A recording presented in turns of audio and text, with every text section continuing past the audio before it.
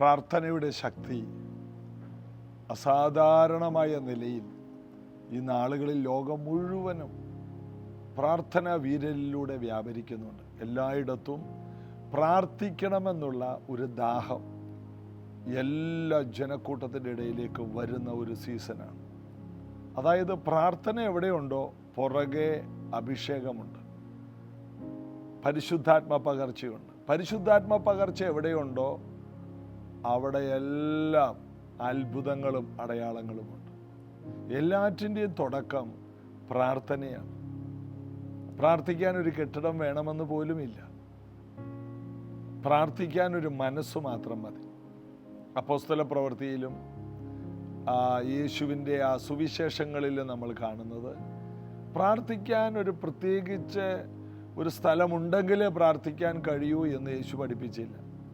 പുരുഷാരം താൻ്റെ വീട്ടിലേക്ക് പോയി, യേശുവോ ഒലിവ് മലക്ക് പോയി, യേശു നിർജ്ജന സ്ഥലത്തേക്ക് പോയി, യേശു ഗദസമന തോട്ടത്തിലേക്ക് പോയി. പ്രാർത്ഥിക്കുവാൻ മനസ്സുണ്ടോ, ദൈവത്തോട് അടുക്കാൻ മനസ്സുണ്ടോ, അതിനുള്ള എല്ലാം തന്നെ ഉണ്ടായി വരും. യേശു ശിഷ്യന്മാരോടും പറഞ്ഞു, എന്നോട് കേട്ട പിതാവിൻ്റെ വാഗ്ദത്തത്തിനായി കാത്തിരിപ്പിൻ. അതിൻ്റെ അർത്ഥം പ്രാർത്ഥിപ്പിക്കുക, എല്ലാവരോടും ചേർന്ന് പ്രാർത്ഥിക്കുക. വാഗ്ദത്തം കാത്തിരുന്ന് പ്രാപിക്കണം. അവർ വളരെ സന്തോഷത്തോടെ പോയി രാപ്പകൽ ദൈവത്തെ ആരാധിച്ചു പോകും. അപ്പോൾ കർത്താവിൻ്റെ സന്നിധിയിൽ ഇരിക്കുന്നവർ ആരാധിക്കും, സ്തുതിക്കും, പ്രാർത്ഥിക്കും, കാത്തിരിക്കും. അങ്ങനെ ഒരു ആത്മപകർച്ചയ്ക്ക് വേണ്ടി കാത്തിരിക്കുന്ന എല്ലാവരുടെയും അവകാശമാണ് പരിശുദ്ധാത്മാഭിഷേകം. എല്ലാവരും പരിശുദ്ധാത്മാവിനെ പ്രാപിക്കണം. അപ്പോസ്തല പ്രവൃത്തി 2-ാം അധ്യായത്തിൽ അവിടെ 120 പേരും പരിശുദ്ധാത്മാവിൽ നിറഞ്ഞു. അപ്പോസ്തല പ്രവൃത്തി 10-ാം അധ്യായത്തിൽ കൊർന്നല്യോസിൻ്റെ വീട്ടിലുള്ള എല്ലാവരും ആദിയിൽ എന്ന പോലെ പരിശുദ്ധാത്മാവിൽ നിറഞ്ഞു. ദൈവത്തിൻ്റെ ഇഷ്ടമാണ് ആദിയിൽ എന്ന പോലെ തന്നെ 1-ാം നൂറ്റാണ്ടിൽ എങ്ങനെ പകർന്നു അതുപോലെ തന്നെ ഇന്നും പരിശുദ്ധാത്മാവിനെ ദൈവം പകർന്നുകൊണ്ടിരിക്കുന്നു. അന്ത്യകാലത്ത് സകല ജഡത്തിന്മേലും ഞാൻ എൻ്റെ ആത്മാവിനെ പകരും. അതിന് ചെയ്യേണ്ടത് മാറിയിരിക്കുക, ബൈബിൾ വായനയുമായിട്ട് പ്രാർത്ഥനയുമായിട്ട് ഇരിക്കുക. കർത്താവിനെ കാത്ത് ആ സാന്നിധ്യത്തിന് വേണ്ടി വെയിറ്റ് ചെയ്യുന്ന എല്ലാവർക്കും ഇത് സ്വന്തമാണ്. അതിനുള്ള അഭിഷേകവും അതിനുള്ള കൃപയും എല്ലാവർക്കും കർത്താവ് നൽകി തരും. നമുക്ക് ചേർന്ന് പാടി യേശുവിനെ ആരാധിക്കാം. You are filled with compassion and mercy and grace, with your banner of love over me. I am longing to see you one day face to face, and to be with you endlessly. Lord, how lovely you are to me. Lovely Lord,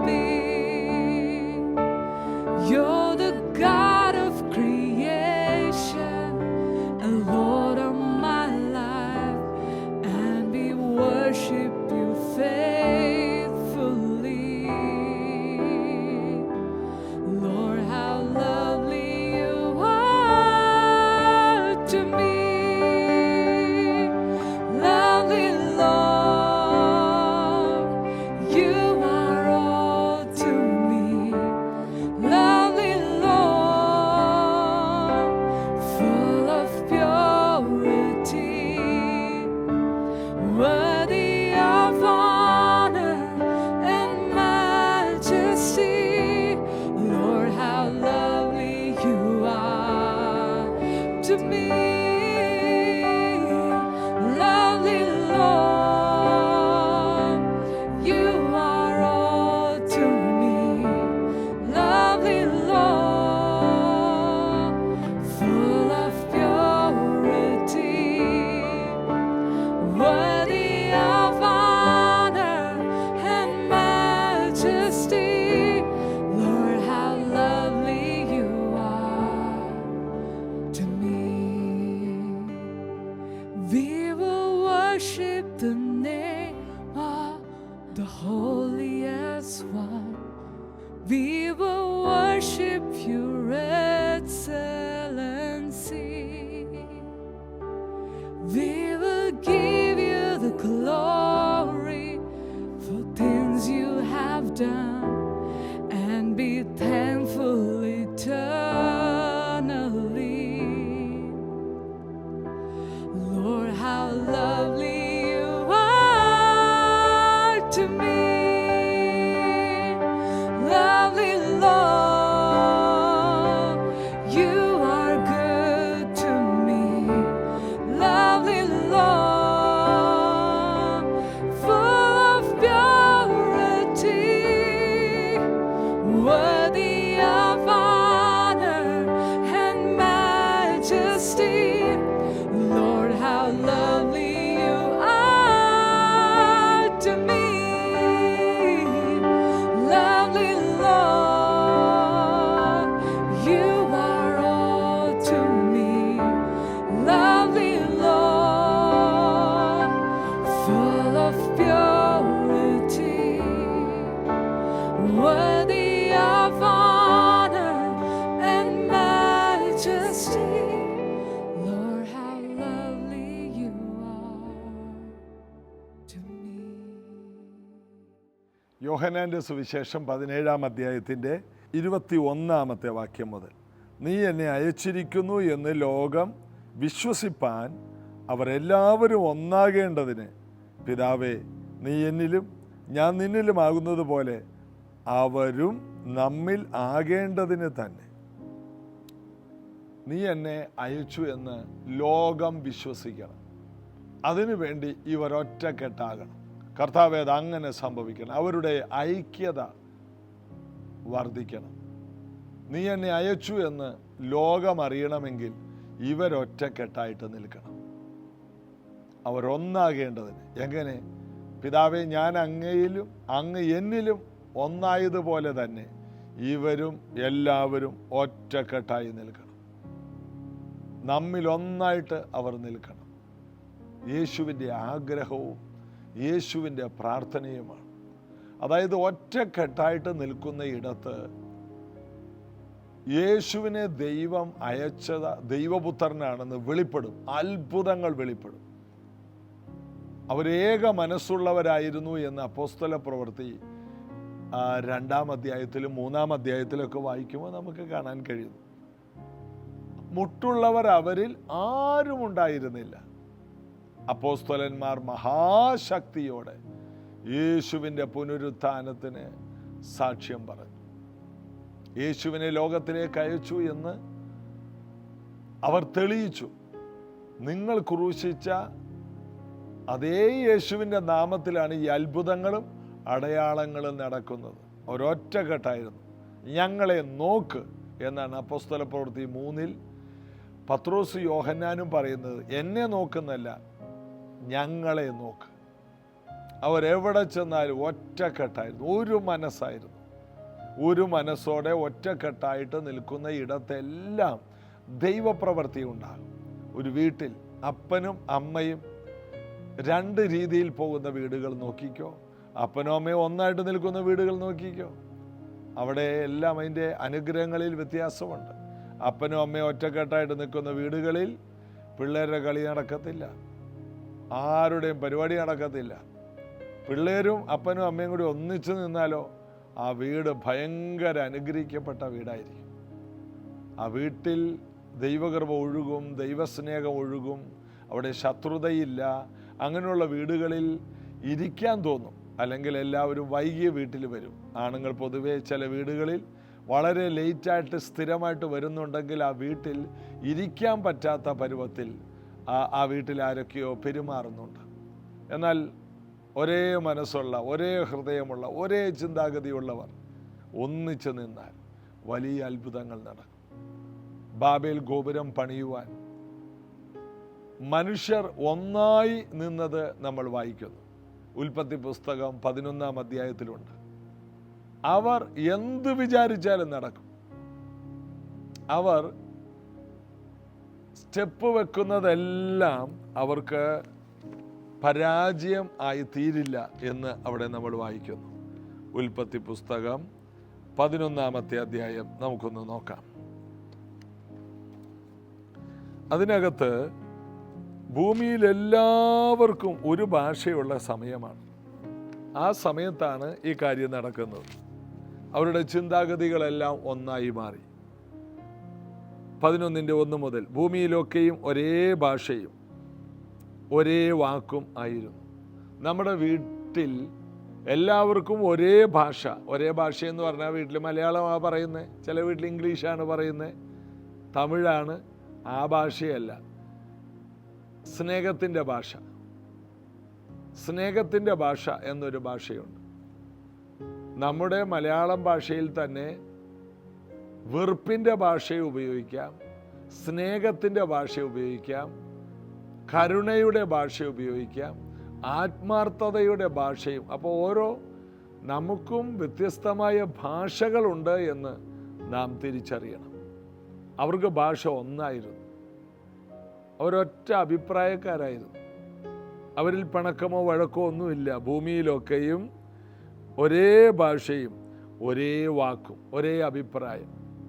വീട്ടിൽ ആരെങ്കിലും ഒരു വാക്ക് പറഞ്ഞാൽ ആ വാക്ക് എല്ലാവരും അതിനെ അംഗീകരിക്കത്തക്ക രീതിയിൽ വിലയുള്ള വാക്കുകളായി മാറും. അല്ലെങ്കിലോ ഒരാൾ പറയുന്നു ഒരാൾക്ക് പിടിക്കത്തില്ല, ഒരാൾ പറയുന്നു ഒരാൾക്ക് ഇഷ്ടപ്പെടില്ല.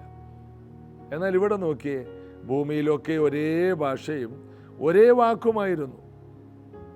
അതുകൊണ്ട് അവിടെ ഒരാളൊരു കാര്യം പറഞ്ഞാൽ അവരതിനെ തിരിച്ച് അവിടെ വിമർശനങ്ങളില്ല, അതിനെ എതിർക്കുന്നവരില്ല, അതിനെക്കുറിച്ച് പിന്നെ മാറിയിരുന്ന് ഗൂഢാലോചന നടത്തുന്നവരില്ല. ഒരൊറ്റ വാക്കേ ഉള്ളൂ. അങ്ങനെയുള്ള സ്ഥലത്ത് പിന്നെ തിരിച്ചൊരു കാര്യമില്ല. ഇന്നും പല രാജ്യങ്ങളിലും രാജഭരണമുള്ള രാജ്യങ്ങളിലും ഇതിങ്ങനെയൊക്കെയാണ്. ഒരൊറ്റ വാക്കേ ഉള്ളൂ, അത് ഒരാളുടെ വാക്കേ ഉള്ളൂ. രാജാവ് പറഞ്ഞത്, സുൽത്താൻ പറഞ്ഞത്, അതിനപ്പുറത്തോട്ടില്ല. അവിടെ എന്താണോ അദ്ദേഹം പറയുന്നത് അത് നടപ്പിലാക്കുകയാണ്. ഒരേ വാക്ക്. ഇനി അതിനെ ചോദ്യം ചെയ്യലൊന്നുമില്ല, ചോദ്യം ചെയ്യാൻ കഴിയില്ല. ഇപ്പോഴും അങ്ങനെയുള്ള സ്ഥലങ്ങളുണ്ട്. എന്താ, ഒരിക്കൽ ഒരു സുൽത്താൻ എതിരെ ആരോ സംസാരിച്ചു. പിന്നീട് സംഭവിച്ചത് ഒരു ഹെലികോപ്റ്റർ വന്നിട്ട് അയാൾ നടന്നു പോകുമ്പോൾ വല വീശി പിടിച്ചു അയാളെ. റോട്ടിൽ നിന്ന് മീനെ പിടിക്കുന്നത് പോലെ ഒരു വല ഹെലികോപ്റ്ററിൽ നിന്ന് താഴോട്ട് വന്നു. അതിനകത്തോട്ട് അയാളെ എടുത്തുകൊണ്ട് പോയി. പിന്നെ അയാൾ എവിടെയാണെന്ന് ഇന്ന് വരെ ആർക്കും അറിയില്ല. ഒരേ വാക്ക്, അതിനെതിരെ സംസാരിക്കാൻ ആർക്കും കഴിയില്ല. അതുപോലെയുള്ള വാക്കുകൾ. അന്നും ഇതുപോലെയുള്ള അധികാരികൾ ഉണ്ടായിരുന്നു. അത് നിമ്രോദാണെന്ന് പറയപ്പെടുന്നു. നിമ്രോദ് എന്ന നായാട്ടുവീരൻ. അപ്പോൾ അദ്ദേഹം പറയുന്നത് പോലെ നമുക്ക് ഒരുമിച്ച് നിൽക്കാം, ഒരുമിച്ച് ഒരു കോട്ട പണിയാം. എല്ലാവരും അതിനെതിരെ പറയുന്നില്ല. എല്ലാവരും ഒരു വാക്കും ഒരു ചിന്താഗതിയുള്ളവരായി മാറി. എന്നാൽ അവർ കിഴക്കോട്ട് യാത്ര ചെയ്ത് ഷീനാർ ദേശത്ത് ഒരു സമഭൂമി കണ്ട് അവിടെ കുടിയിരുന്നു. അവർ തമ്മിൽ, വരുവിൻ, നാം ഇഷ്ടിക അറുത്ത് ചുടുക എന്ന് പറഞ്ഞു. അങ്ങനെ അവർ ഇഷ്ടിക കല്ലായും പശമണ്ണ് കുമ്മായമായിട്ടും ഉപയോഗിച്ചു. അതായത് കല്ലും കുമ്മായവും ഉണ്ടെങ്കിലേ കാര്യങ്ങൾ നടക്കൂ എന്ന് പറഞ്ഞ് അവർ ഒതുങ്ങിയിരുന്നില്ല. അതിന് പകരം മറ്റൊന്ന് ഉപയോഗിച്ചു. ഭൂമിയിൽ വേറെ ഒരു ജീവികൾക്ക് ഇങ്ങനെ ചെയ്യാൻ കഴിയില്ല. ഒന്നല്ലെങ്കിൽ മറ്റൊന്ന് ചെയ്യാൻ കഴിയുന്നത് മനുഷ്യർക്കാണ്. ദൈവം തന്നിരിക്കുന്ന ഒരു കൃപയാണ്. ഒന്നല്ലെങ്കിൽ മറ്റൊന്ന്. ഇവർ അങ്ങനെ ചെയ്യാനിടയായി. കല്ലിന് പകരം അവർ ഇഷ്ടിക ഉണ്ടാക്കി. പുതിയ സംഭവങ്ങൾ അവർ കണ്ടുപിടിക്കുകയാണ്. എന്നിട്ട് ഇഷ്ടികയും പശമണ്ണും അവർ മെനഞ്ഞെടുത്തു. അങ്ങനെ ഭൂതലത്തിലൊക്കെയും ചിതറിപ്പോകാതിരിപ്പാൻ അവരൊരു പട്ടണവും ആകാശത്തോളം എത്തുന്നൊരു ഗോപുരവും പണിക, നമുക്കൊരു പേരുണ്ടാക്കുക എന്ന് അവർ പറഞ്ഞു.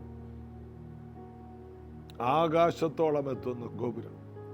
ഇന്ന് ലോകത്തിൽ കാണുന്ന വേൾഡ് റെക്കോർഡുള്ള പല കെട്ടിടങ്ങളെക്കാൾ 10 മടങ്ങ് വലിപ്പമുള്ളത് അന്ന് പണിയുവാൻ എത്ര വർഷങ്ങൾക്ക് മുമ്പ്, ഒരു 4000-5000 വർഷങ്ങൾക്ക് മുമ്പ് പണിയുവാൻ അവർ രംഗത്ത് വന്നു. അപ്പോൾ മനുഷ്യനിലുള്ള സാധ്യതകൾ ഒറ്റക്കെട്ടായി നിന്നാൽ, ഒരുമിച്ച് നിന്നാൽ, ഒരുമിച്ച് സമ്പത്തും ഒരുമിച്ച് ഹൃദയവും ഉപയോഗിച്ചാൽ, യൂണിറ്റി എന്ന ഒരൊറ്റ കാര്യം കൊണ്ട് അസാധ്യതകൾ എന്നുള്ളതെല്ലാം മാറിപ്പോകും. അസാധ്യതകളില്ല യൂണിറ്റിയുടെ മുമ്പിൽ. ഒരുമിച്ച് നിന്നാൽ ആ കുടുംബം രക്ഷപ്പെടും. എന്നാൽ കുടുംബങ്ങൾ ഒന്നിച്ച് നിൽക്കാതെ ഭർത്താക്കന്മാരെ വീട്ടിൽ നിന്ന് ഇറക്കിവിട്ട് ഭാര്യമാരെ അകറ്റിക്കളഞ്ഞ് ഒരു വീട്ടിൽ തന്നെ പാർക്കുമ്പോൾ തന്നെ 2 ഹൃദയം കൊണ്ട് ജീവിച്ച് അകറ്റിക്കളയുന്ന എല്ലാറ്റിൽ നിന്നും ഇന്ന് നമുക്ക് പുറത്തു വരണം. യൂണിറ്റി എന്നുള്ളത് നമ്മുടെ വീട്ടിൽ അതൊരു മുദ്രാവാക്യമായിരിക്കണം. ഞങ്ങൾ ഒറ്റക്കെട്ടായിട്ട് നിൽക്കും. അതിനെ പൊളിക്കാൻ ആർക്കും കഴിയില്ല എന്ന് നിങ്ങൾ ഒരുമിച്ച് പറയണം. ഇനി ആരുടെയെങ്കിലും കുടുംബത്തിൽ നിങ്ങളുടെ ഭർത്താവ് നിങ്ങളെ വിട്ടകന്നതാണോ? കർത്താവ് സഹായിക്കാനുണ്ട്. പിതാവേ, അവരൊന്നാകണം. അതാണ് യേശുവിൻ്റെ പ്രാർത്ഥന. ഞാൻ നിന്നിലും നീ എന്നിലുമായിരിക്കുന്നത് പോലെ അവരും നമ്മിൽ ഒന്നാകണം. അതാണ് യേശുവിൻ്റെ പ്രാർത്ഥനയാണ്. കർത്താവേ, ഒന്നായിരിക്കണം. ഇവിടെ യേശുവില്ലാതെ, പിതാവില്ലാതെ, പരിശുദ്ധാത്മാവില്ലാതെ ഒന്നാകാൻ നോക്കിയതിൻ്റെ ബുദ്ധിമുട്ടാണ് ഈ ഉൽപ്പത്തി പുസ്തകം 11-ാം അധ്യായത്തിൽ കാണുന്നത്. വരിക, നമുക്കൊരുമിച്ച് നിൽക്കാം, ദൈവമൊന്നും വേണ്ട. എങ്ങനെ അറിയാം ദൈവം വേണ്ടെന്ന്? അതായത് ദൈവം അവരോട് പറഞ്ഞത് നിങ്ങൾ ഭൂതലത്തിൽ നിറഞ്ഞ് കവിയണമെന്നാണ്. സന്താന പുഷ്ടിയുള്ളവരായി നിറഞ്ഞ് ഭൂമി മുഴുവനും അടക്കി വാഴുവിൻ. നിങ്ങൾ നിറഞ്ഞ് കവിയണം, ഭൂമി എല്ലായിടത്തും. ഇവരുടെ പ്ലാൻ എന്താണ്? എങ്ങും പോകരുത്, ഭൂമി മുഴുവൻ പോകരുത്, നമുക്ക് ഒരുമിച്ച് ജീവിക്കാം. അവിടെ നമ്മൾ വായിക്കുന്നു അടുത്ത വാക്യത്തിൽ, മനുഷ്യൻ പണിത പട്ടണവും ഗോപുരവും കാണേണ്ടതിന് യഹോവ ഇറങ്ങി വന്നു. അപ്പം മനുഷ്യൻ പണിത പട്ടണവും ഗോപുരവും കാണേണ്ടതിന്. മനുഷ്യൻ പണിയുന്നതല്ല, പണിതു. ഇവരത് പണിതു. ആകാശം മുട്ടുന്ന, ആകാശത്തിൻ്റെ ഉള്ളിലോട്ട് കയറി നിൽക്കുന്ന ഗോപുരം പണിതു, പട്ടണവും പണിതു. മനുഷ്യൻ പണിത പട്ടണവും എന്നാണ് അവിടെ വായിക്കുന്നത്, ഗോപുരവും കാണേണ്ടതിന്. പണി തീർന്ന ശേഷം ദൈവം അവിടെ ചെന്നു. അവിടെ ദൈവം പണി നോക്കി. അപ്പോൾ യഹോവ, ഇതാ ജനം ഒന്ന്, അവർക്കെല്ലാവർക്കും ഭാഷയും ഒന്ന്. അവർ ഭയങ്കര സ്നേഹമാണ്. ചിലർ യേശുവിലേക്ക് വരില്ല, സത്യത്തിലേക്ക് വരില്ല, നല്ല ജീവിതത്തിലേക്ക് വരില്ല. എന്നാൽ അവരുടെ വീട്ടിൽ ഭയങ്കര യൂണിറ്റി ആയിരിക്കും. ദൈവത്തെ കൂടാത്ത എല്ലാ യൂണിറ്റിയും. അവിടെ അപ്പന് അമ്മ കള്ളൊഴിച്ചു കൊടുക്കും, ബ്രാൻഡി ഒഴിച്ചു കൊടുക്കും. അമ്മ സിഗരറ്റ് മേടിച്ചു കൊണ്ടുവരും. നീ വരുമ്പോൾ ഒരു പാക്കറ്റ് സിഗരറ്റ് കൊണ്ടുവന്നേക്ക്. പിള്ളേർ അപ്പന് വേണ്ടി വിദേശത്തുനിന്ന് വരുമ്പോൾ നല്ല കുപ്പി കൊണ്ടുവന്ന് കൊടുക്കും. ഭയങ്കര സ്നേഹമാണ് അവിടെ.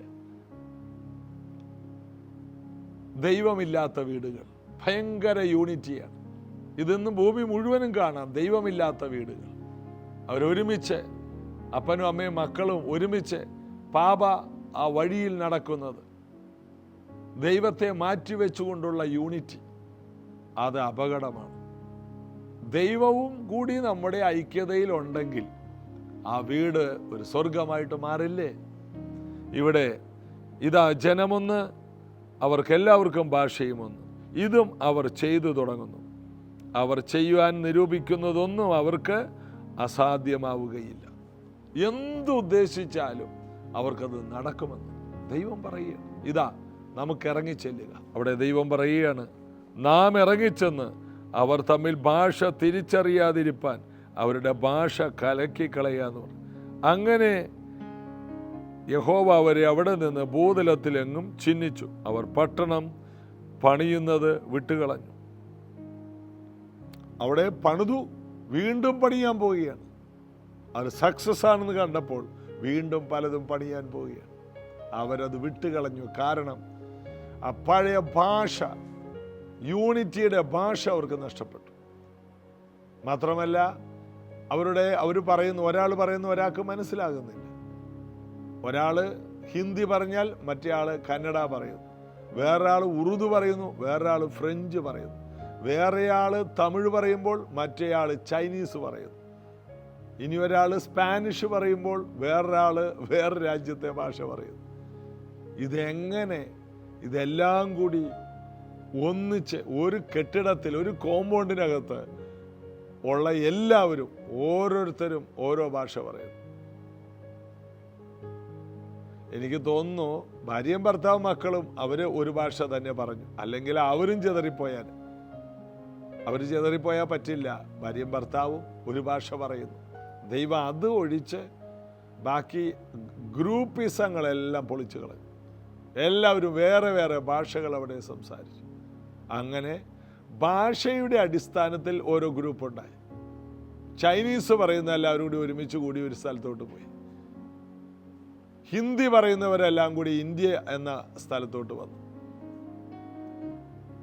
അതുപോലെ ഫ്രഞ്ച് ഒക്കെ പറയുന്നവരെല്ലാം കൂടി യൂറോപ്യൻ ഭാഗത്തോട്ട് പോയി. ഇങ്ങനെ ഓരോ ഭാഷകൾ സംസാരിക്കുന്ന ഗ്രൂപ്പുകളുണ്ടായി.